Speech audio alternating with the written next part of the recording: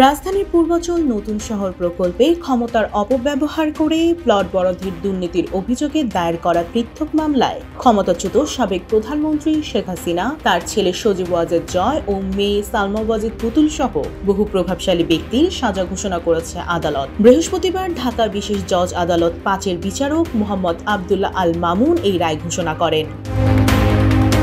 পূর্বাচল প্রকল্পের ৬টি প্লট বরাদ্দ সংক্রান্ত দুর্নীতির ৬ মামলার মধ্যে আজ ৩টির রায় ঘোষণা হয়। এই ৩টিতে ক্ষমতার অপব্যবহার ও দুর্নীতির অভিযোগে শেখ হাসিনাকে প্রতিটি মামলায় ৭ বছর করে মোট ২১ বছরের কারাদণ্ড দেওয়া হয়েছে।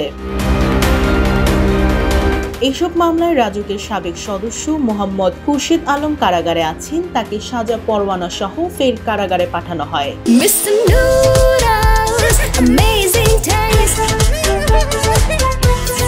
শেখ হাসিনা সহ অন্যান্য আসামির বিরুদ্ধে গ্রেফতারি পরোয়ানা জারি করা হয়েছে।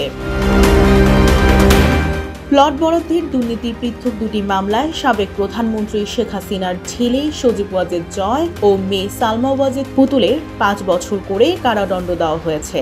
সজীব ওয়াজেদ জয়ের নামে প্লট বরাদ্দের দুর্নীতির অভিযোগে দায়ের করা মামলার রায়ে সাবেক গৃহায়ন ও গণপূর্ত প্রতিমন্ত্রী শরীফ আহমেদের ৬ বছরের কারাদণ্ড দেওয়া হয়েছে।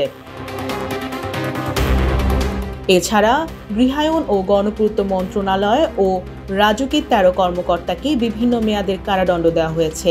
মোট দুটো মামলায় দুদক ১২ জানুয়ারি দায়ের করে এবং ২৫ মার্চ অভিযোগপত্র দেয়। ৩১ জুলাই আদালত অভিযোগ গঠন করে বিচার শুরু করে। অভিযোগপত্রে বলা হয়েছে, শেখ হাসিনা সরকারের সর্বোচ্চ পদে থেকে ক্ষমতার অপব্যবহার করেছেন। ঢাকা শহরে বাড়ি থাকার পরও জয় ও পুতুল মিথ্যে হলফনামা দিয়ে প্লট বরাদ্দ নেন।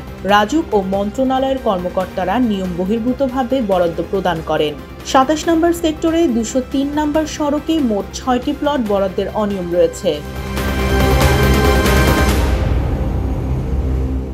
পূর্বাচল প্রকল্পের ৬টি প্লট বরাদ্দ সংক্রান্ত দুর্নীতির ৬ মামলার মধ্যে বাকি ৩টি মামলা বিশেষ জজ আদালত ৪-এ বিচারাধীন। শেখ হাসিনা, শেখ রেহানা ও টিউলিপ সিদ্দিকের বিরুদ্ধে আরেক মামলার রায় ঘোষণার তারিখ ১ ডিসেম্বর। ডেস্ক রিপোর্ট, জয় জয় দিন।